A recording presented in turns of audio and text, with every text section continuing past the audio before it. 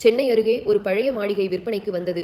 ராமசாமி, அவன் மனைவி அனிதா, பிள்ளைகள் கீர்த்தி 17, ஆதித்யா 11. இந்த குடும்பம் அந்த மாளிகையை வாங்கினார்கள். அந்த வீட்டுக்குள் நுழைந்ததும் அவர்களுக்கு கண்களில் பட்டது ஒரு பெரிய கண்ணாடி.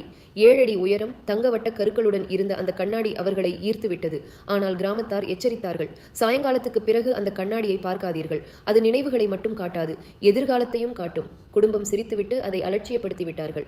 முதல் இரவிலேயே கீர்த்தி அந்த கண்ணாடி முன் நின்றாள். அவள் முகம் தோன்ற வேண்டிய இடத்தில் வெள்ளை சேலை அணிந்த இரத்தக்கரை படிந்த ஒரு அந்நிய பெண் தோன்றினாள். கீர்த்தி கத்தினாள்.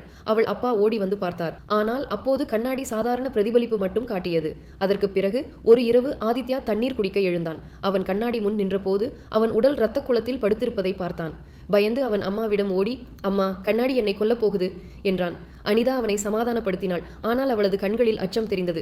ஒரு நாள் ராமசாமி மாளிகையின் அடுக்குமாடியில் ஒரு பழைய டைரியை கண்டார். அதில் எழுதப்பட்டிருந்தது, என் பெயர் ராஜலட்சுமி. இந்த கண்ணாடி எனக்கு சாபமாகி போனது. அதில் என் இறப்பை கண்டேன். அது நடந்தே தீர்ந்தது. இந்த கண்ணாடி எவரையும் விட்டுவிடாது. ராமசாமி நடுங்கினார். அந்த வாரமே வீட்டில் வேலை பார்த்த மாலா இரவு 3 மணிக்கு கண்ணாடியை பார்த்துவிட்டாள்.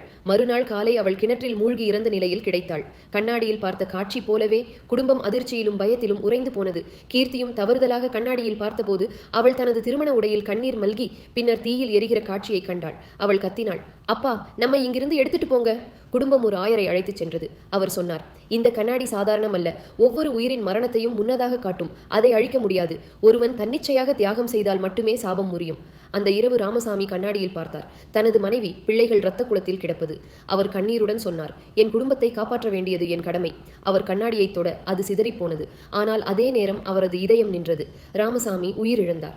அனிதா, கீர்த்தி, ஆதித்யா மூவரும் கண்ணீரோடு பார்த்தனர். கண்ணாடி இப்போது சாதாரண பிரதிபலிப்பு மட்டுமே காட்டியது. ஆனால் கிராமத்தார் இன்னும் சொல்கிறார்கள், இரவு 3 மணிக்கு அந்த மாளிகைக்குள் சென்றால் ராமசாமி கண்ணாடி முன்னே நிற்பது தெரியும். அவரது குரல் கேட்கும்.